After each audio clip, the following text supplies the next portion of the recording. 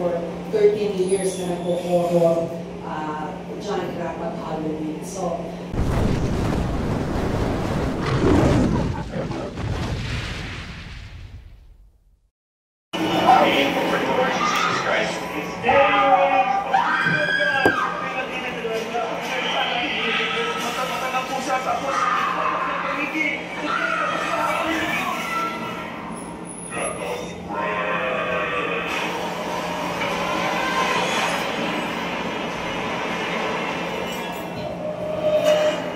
There you have it, ladies and gentlemen. Kapuso ko, Jessica Sohos, Gabi ng Lagim the Movie. Ngayon, bubuksan mo natin ang ating table for some questions from our dear friends from the media. And kung meron po actually unique part ng Gabi ng Lagim, ito po ay naka-angkla sa mga true-to-life stories po ng mga Pinoy. Ito po ang yearly culture ng GNL. But, I'm not in the place to expound this. Iimbitahan po natin ang ating mga guests today. Now we have questions from our friends from the media. Miss Liza, can you start? Kayo ang opponent for today. Sige po. This is for Miss Jessica. How much of a horror film fan? To be honest, hindi ako fan. Pero this movie kasi is like my love letter to the staff. Every year kasi gusto nila itong ganitong genre. It's, I think, to bring out their creative juices. So, ako naman, ang KMJS, kasi hindi lang naman ako itong nagkukwento. Kasama ko yung staff na nagkukwento. So, bigay hilig o parang love letter ko nga sa kanila. Kasi alam ko, gusto nila, ewan kung what is it about the horror genre, pero we all know that the best directors are horror film directors, diba? So, I respect kung ano yung talents that they have, gusto nilang express yung kanilang creativity. So, every year we have this Gabi ng Lagim na special during Halloween. On our 10th year, parang naka-12 or 13 years na kami. On our 10th year, parang ano lang siya, nagsimulang wild idea, parang ano kaya, kung gawin itong movie someday. Ay, sabi nga ng mga Gen Z, di ba? If you want it to happen, manifest it. Katotoo. Eto na kami ngayon.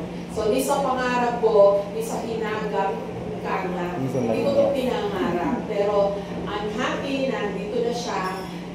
Pag storyteller ka naman kasi, it doesn't matter kung sa small screen, sa TV screen, o ngayon big screen. What matters is the content that you have. Proud ako sa content namin dito sa movie na KMJS Gabi ng Lagim. Paglalaman ko ito, yung mga kinuha nilang director, di ba? Hindi makakawalan. Yang Laranas, Big Mark Baco, Dodo Dayaw. Tapos yung staff ko pa na subok na for 13 years na nagpo-horror Johnny Depp at Halloween. So, ayun. There's always a first time. So, yun din. Hundreds of stories that you did for Gabi ng Lagim. How were these stories that you did? Sorry? You have hundreds of stories already for Gabi ng Lagim. How were these stories? You're asking about the stories. Tatlo yung featured na stories dito. The first one is Pocho, starring si Miguel Felix. Pocho is an Indonesian folklore. Yung Pocho is one of their horror characters na parang nababalik na cloth.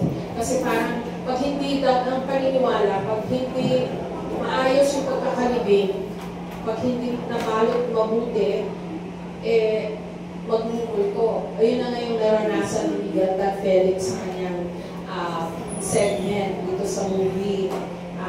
Si Miguel Felix here plays seaman. You can just imagine yung loneliness ng ating mga seaman. When they're out there in the sea, gabi, syempre nababagabag yung bukat nila ng mga kumusta na yung pamilya nila sa Pilipinas. All of these things come into play. Tapos, may paniniwala ka na dun sa barko kung saan yung character ni Miguel nagtatrabaho, may papakita mo ito na Pocho na. So, that's the first segment. Yung kay Berbalang. Ito naman yung paniniwala ng mga kababayan natin in the far south, sa Tawi-Tawi. Kung dito sa Visayas, Aswang, Titig, down south, it's Berbalang. Actually, pinabasa ko yung background material ko. Totoo pala yung Berbalang kasi documented siya, may mga foreigner in the old days na gumawa ng libro about Berbalang. Ang difference lang daw, yung aswang at saka yung mga titig, ang gusto nila patay na tao. Yung Berbalang, patay. So, nakakatakot siya. So, not all Berbalangs are aswang, but not all aswangs are Berbalangs. Parang gano'n. May gano'n ako nabasa. So, nakakatakot siya. And then the third story is Sanid. Ito, katakot talaga ito. Kasi, yung Halloween special namin this year, nag-interview ko ng exorcist na pare.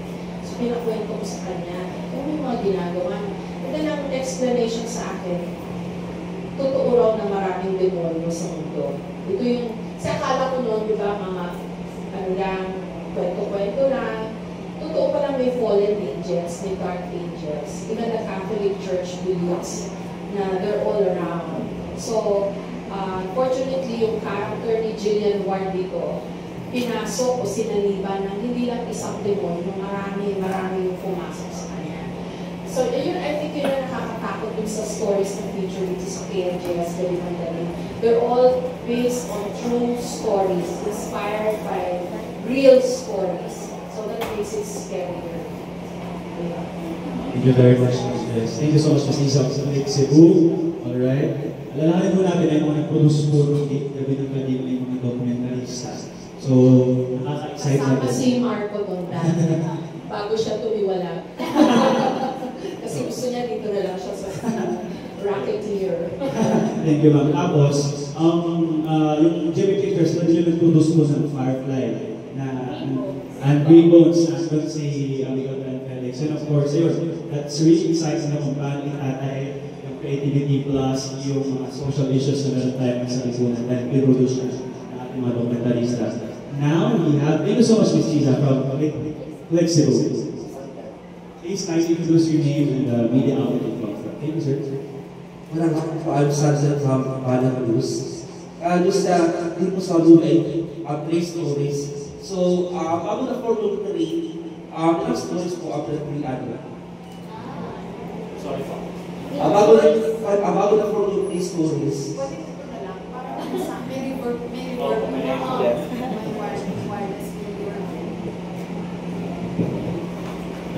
Ma'am Jessica, bago po na for Look 3 stories, ilang stories po after 3 ano?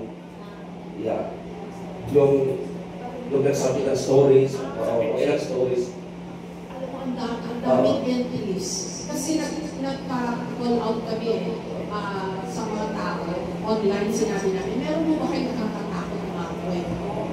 Thousands, if my memory serves me right. Ang dami nagsubmit.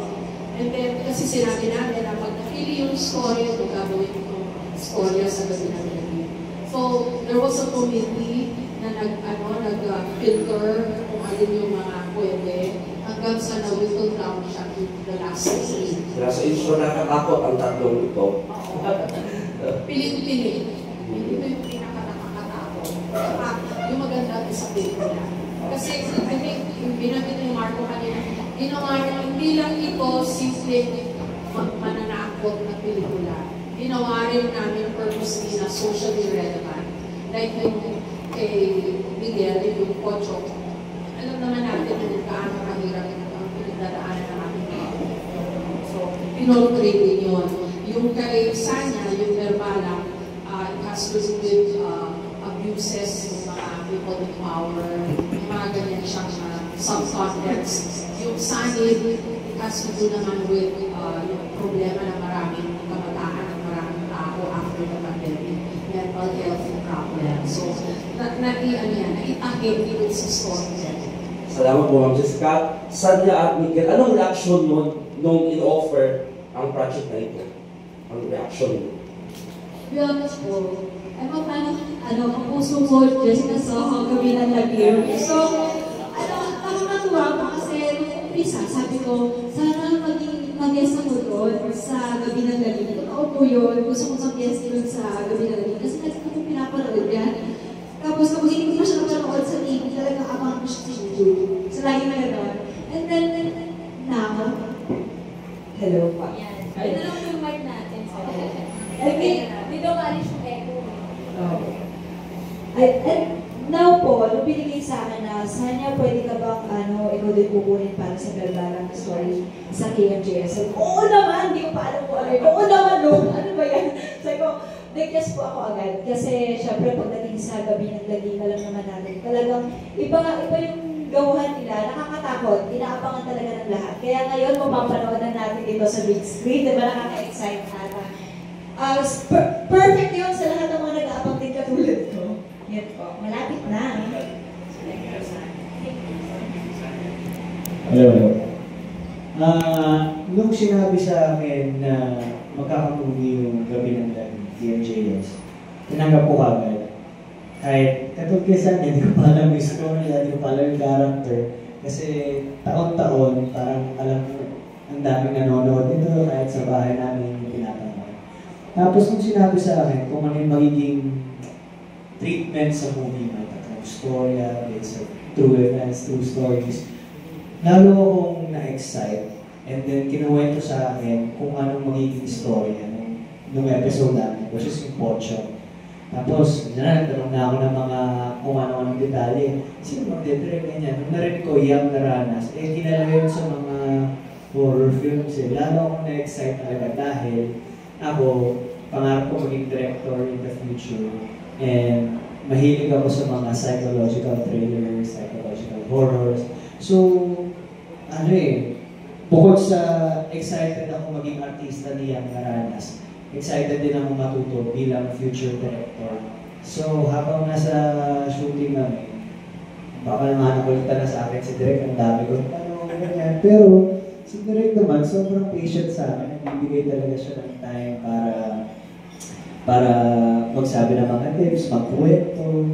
And yun, nung natapos, habang shooting namin, sobrang grateful ko, sobrang enjoy kasi yung location namin nasa gitna talaga ng dagat. Kasi nga, bilang seaman, diba, kailangan nasa ship talaga kami.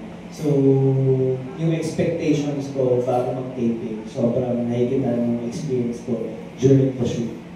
Kaya, very happy with the experience. Thank you so much. Walang naman natin. Mga fan-din po pala ng DLM, yung mga artista natin, no? Question nyo, yes, Sir Jan Or. Hi, good afternoon, everyone. I'd like to ask my first question to Ma'am Jessica. So, how is it like seeing yourself for the first time on the big screen? Because I'm sure it's a different feeling watching yourself on TV versus on the cinema.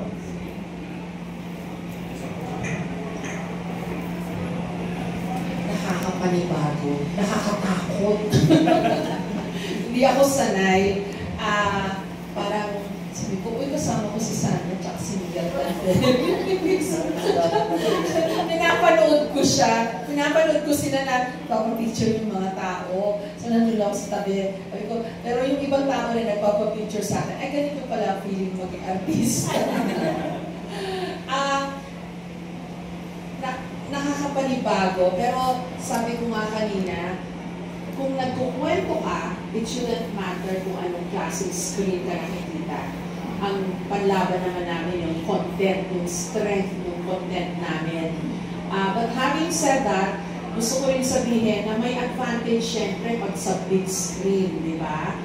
Kasi sa maliliit na screen lang natin sa TV, parang it's just a viewing experience. Pero when you go inside the dark movie theater, tapos sensurround yung audio or malakas yung audio, marinig mo yung mga hiyawan ng mga scenes, ibang klase, diba? Total experience siya.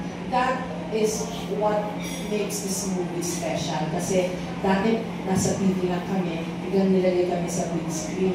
Di syempre mas kompleto yung experience, mas matindi yung mga eksena, ginawang mas cinematic, yung special effects, pinaghirapan, binusisi ng mga magagaling namin direktor bawat eksena. Si Miguel, pinuntahan ko siya sa taping niya dun sa gitna ng Manila Bay. Talagang nag-shooting sila sa gitna ng dagat. Alam mo, nakita ko yung, ano tawag din sa kwarto ng mga seaman Miguel. Kasi yung mga kwarto nila, kabina, parang sabi ko, grabe, tinitiis ng mga kababayan natin mga seaman. Maliliit na ano, tapos ilang buwan sila naglalayag minsan. No wonder yung karakter na pinortray ni Miguel, talagang binagabag siya ng gusto. Kasi syempre may problema siya sa back home, tapos yung araw-araw pang feel mo yung ambience nung ship minsan na shooting sila Miguel. So, I think yun yung maganda pag ginawa ng pelikula. Mas para ka nandun sa eksena pag pinanood mo. Yung TV kasi meron kang konting detachment or even yung small screens natin. Pero pag nandun ka sa loob ng sinihan, di ba? Mas madilim. Parang part of the scene So, ayun. Yun ang difference.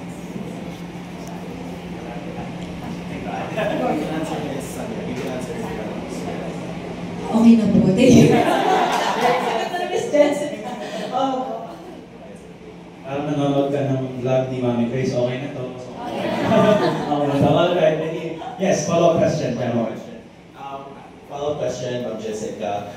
They say that in cinema, horror is used as a tool to expose greater ills of our society. You know, our news cycles this year has not been great, especially for us in one this year. We had the earthquake and the typhoon. So how do you want the audience to react or take away from this movie, aside from, you know, from feeling scared or terrified? What do you want them to think about our world, our state, of our country?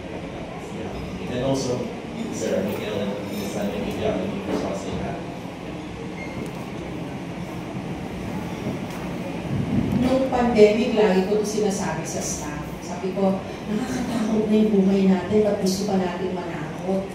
Pero na-realize ko now, nakakatakot naman talagang buhay, diba? Life is one big horror movie, especially how things are turning out for our country. So, that's why I said itong Gabi ng Lagim, KMJS Gabi ng Lagim the movie. It's a perfect vehicle kasi mag-entertain kami by way of the stories that we're going to show na based on reality or inspired by reality. At the same time, yung gumawa ng script o screenplay, siniguro nila na nakatahi yung social relevance ng bawat istorya.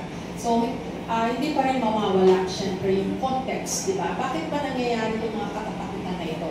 Like yung segment ni Julian Ward, Sanib, totoong nangyayari. Talaga namang may sinasaniban. Sabi nung pare na nakausap ko, maraming demonyo sa mundo. Pakalat-kalat sila. Tapos, yung character pa ni Julian, mental health problem na very common sa ating mga Gen Z ngayon. So, that makes it really relevant. So, ayun. Maski pa paano, para siyang one movie na ma-entertain ka, sisigaw ka, matatakot ka, pero ipapaalala niya pa rin sa'yo na itong mga context na ito nangyayari sa totoo natin buhay, sad to say. So, sana may mahulog silang magandang takeaway.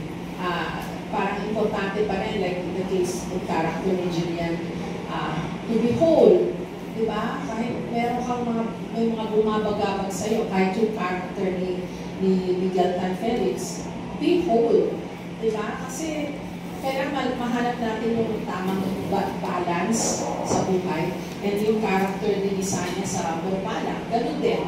Parang kailangan, may mga nakakatakot, pero kailangan pa rin natin lumaban. Fighting. Rose Andrew, please charge.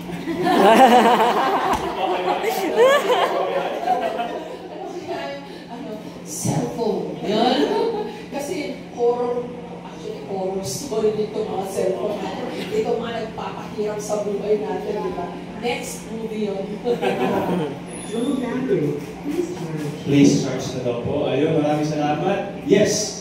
Can you introduce once again your name po at the media outlet you come from? Good afternoon, everyone. My name is Kaiser John Montes from the Manila Times, and my TV set po, Ma'am Jess, hello. So, I'm a fan of KMJS Gabi ng Lagim. So, but before the series was put out in 2013, there's already Halloween special talaga yearly. Of course, it's our favorite But can you share to us na paano nagsimula yung KMJS Gabi ng Lagim that parang may, like, you feature 3 to 4 stories na, like, may bigating director kesa normal na Halloween special lang. And when was the time that you realized na, may cult following na yung Gabi ng Lagim? Tatanong, yes, Ma'am Jess.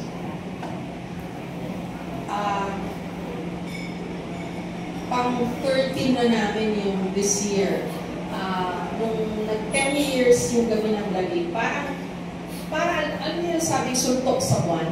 Yung parang wild idea na parang, uy, ano kaya balang araw? Parang bulong sa hangin, may tawag din yan ng iba. Bulong mo daw sa hangin, malay mo magkatotoo. Ay, nagkatotoo. Nung ika-10th year namin, sabi ko raw, hindi ko na masyado naaalala, pero binalik nila sa akin. Sabi ko raw, sana one day gawin itong pelikula. Kasi nakita ko yung production values at saka yung mga stories that we were depicting and portraying. Pang pelikula siya eh. So, sana gawing pelikula.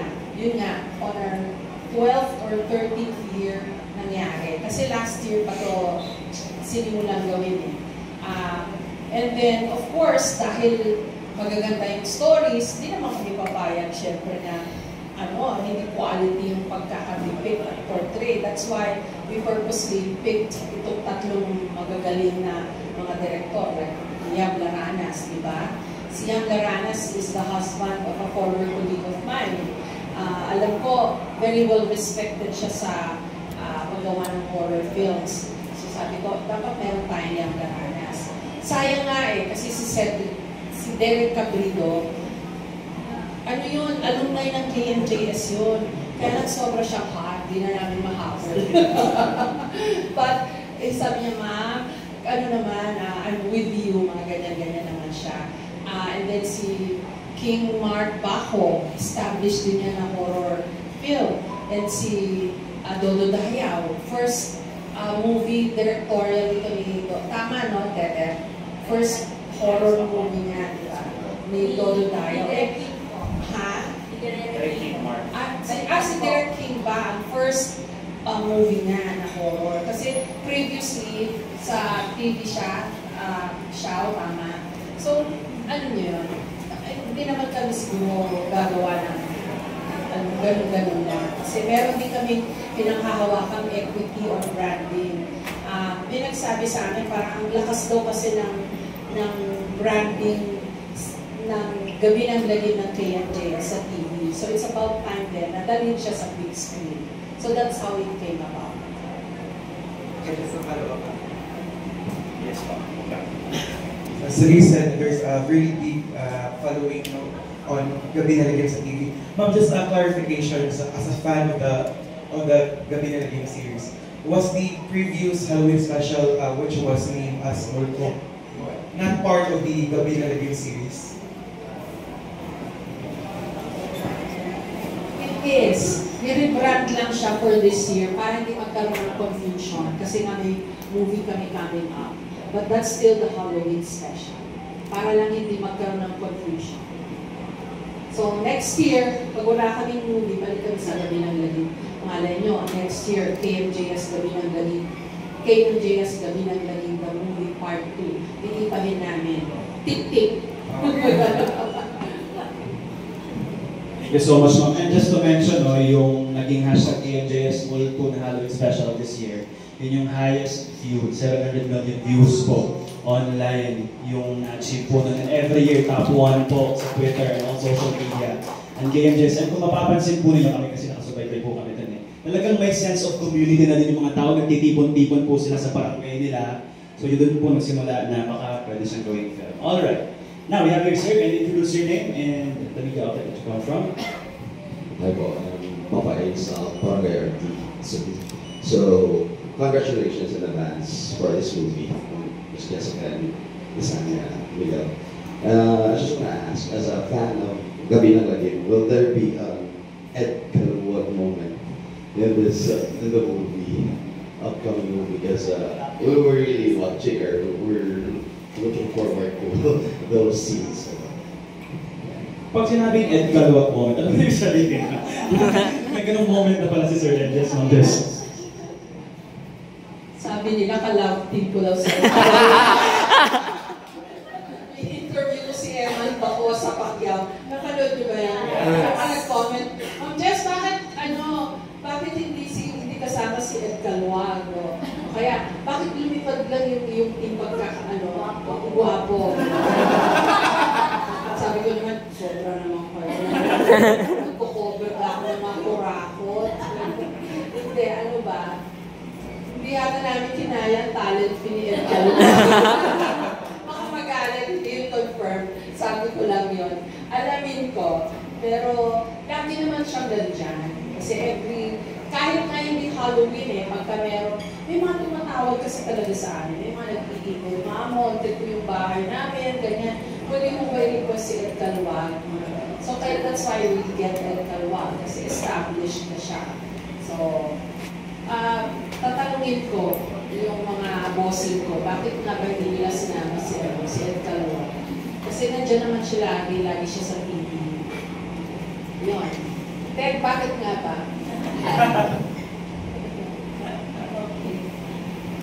Maraming salamat po. Pagpahingayin niyo daw po muna. Nag-freeze pa siya, defrost natin ulit si Sir Ed Calwago next Halloween special. Yes, sir. Yes po, good afternoon po. Just want to first, congratulations po sa movie. And I just want to address this question to the actors. So, was there supposed to be a nakakatakot moment or scene but ended up being super funny sa set? Would you share some of it?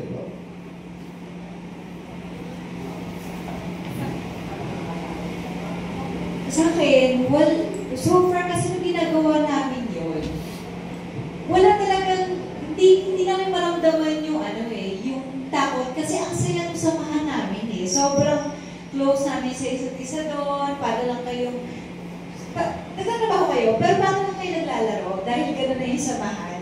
Pero siguro nagkaroon lang kami ng comment ng kwentuhan ng mga nakakatakot, na yung mga matatagal na nga po pala na sa gabi ng lagim na gumagawa. Meron din silang mga experiences talaga na mga nakakatakot. Tapos habang nagkukwentuhan, doon ko na nararamdaman na nakakatakot naman yung experience nyo kasi hindi talaga ako naniniwala sa multo o kahit na yun po yung sa akin.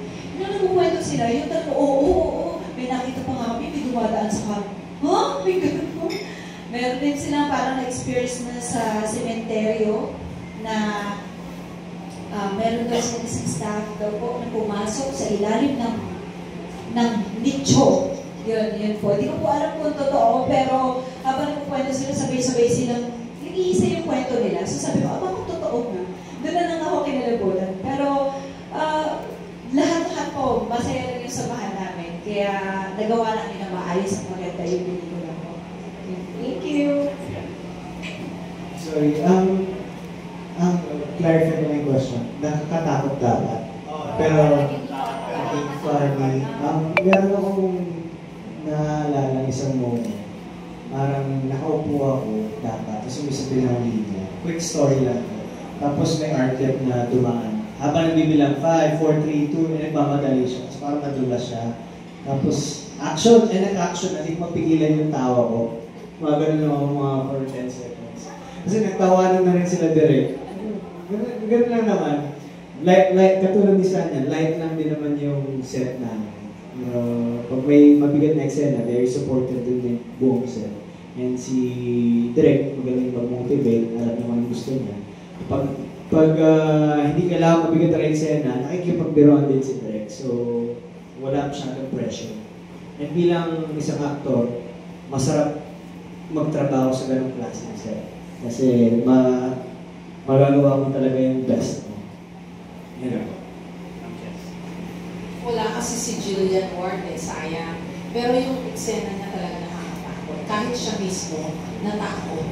Kasi when I visited the set sa isang lumang simbahan sa Rizal, they were preparing levitation scene. Yung mga totoong nangyari yun dun sa character na pinoportray ni Jillian. And ang sharing ni Jillian afterwards is siya mismo natakot. Kasi aside from yung prosthetics na nilagay sa kanya, yung sanib talaga kasi nakakaano siya horrifying experience. So, in itself, di ba, yung sasaniban ka ng demonyo, tapos ikaw pa'y magpo-portray, so you can just imagine the anguish ni Jillian while she was doing it. So, sharing that. And gusto ko lang din i-share, nag-shoot kasi kami dati ng gabi ng laging. Talagang may biglang tumutulak sa staff namin. Nangyari po yun. Nangyari po talaga. So kung maraming stories sa movie, mas marami pong horror stories behind the scenes. And speaking of takot, pwede po ba kami request ng pasample ng takot acting ni Misania Lopez and Felix? Okay, ready na po ba ang mga cameras ninyo? Paano yung takot? 3, 2, 1, action!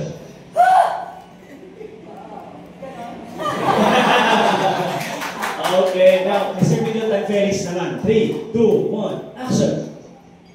What yun? Ma'am Jess.